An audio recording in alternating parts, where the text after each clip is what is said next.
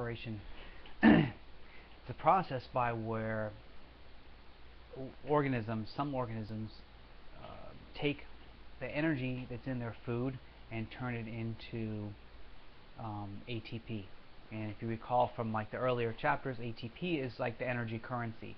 So from our food, there's three types of energy. There's carbohydrates and lipids and proteins, and you can view that as kind of like different currencies, right? If somebody gave you like 100 euros, right, you wouldn't turn that down. Hell no, you better not, because that's worth more than $1 right now. So you would take the euros, right, but you can't use that. You can't go to the store and buy anything with that, right? You have to convert it into dollars. That's what ATP is. It's like the energy currency. So this chapter is about how your cells take the food and turn it into ATP. We're transferring the energy from our food into ATP. And there's three steps. There's three parts to this. It's usually broken down into three parts. Glycolysis, Krebs cycle, which is also called the citric acid cycle. I'm going to keep calling it Krebs cycle because it's just, I'm stuck with the word. The third phase, electron transport chain. In glycolysis, you're breaking down sugar. Glyco means sugar, lysis means to break down, glycolysis, glycolysis. So you're just breaking sugar into a simpler form, into a smaller form. The Krebs cycle is going to take that smaller sugar, rip it apart, take off all the electrons, because there's like electricity in your food. There's one way to view it. Take all the electrons now, that's an energy source. We're going to take all those electrons to the electron transport chain. We're going to take those electrons and turn it into ATP. More precisely, we're going to take, the cell takes ADP and puts it together with P. So if you remember, when you take two different molecules and you put them together, that's anabolic. You need energy to build things. So where are we getting the energy to put the ADP and the P together? From the electrons. Where did we get the electrons? From the food, right? So we got those from the Krebs cycle, and those originally came from our food.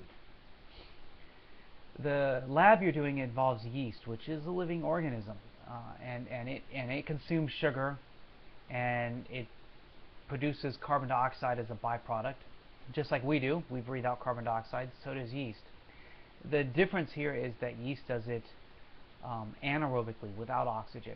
And whenever that happens, like whenever you have glycolysis and then you don't have oxygen, that sugar is going to ferment. So that's kind of what happens with your own muscles when you're working out or when you're doing something very strenuous, and your muscles start to burn.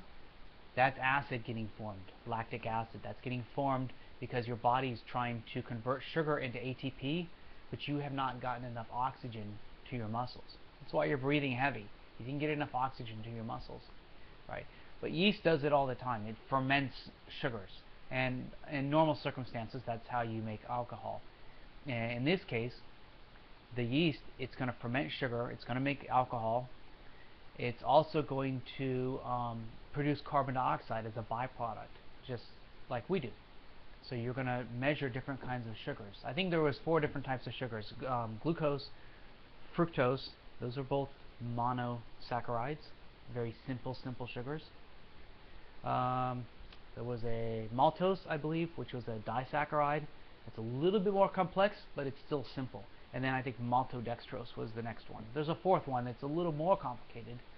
And the idea is the more, the bigger the molecule of sugar, or the more sugar you throw at yeast, the more carbon dioxide you're going to have as a byproduct. So that's kind of what the lab's about. And then it tells you something about bread, and that's why bread rises. The yeast is eating the sugar, and it's producing carbon dioxide gas, and that's kind of making the bread rise. So good luck with it. The next lab, which is photosynthesis, is going to be very similar to cellular respiration, but it's kind of the reverse process. Cellular respiration is all about us breaking something down, and photosynthesis is all about making sugar. So it's how the plant takes the sun's energy to make its own sugar. But you'll see there's a lot of similarities. They're kind of reverse processes of each other.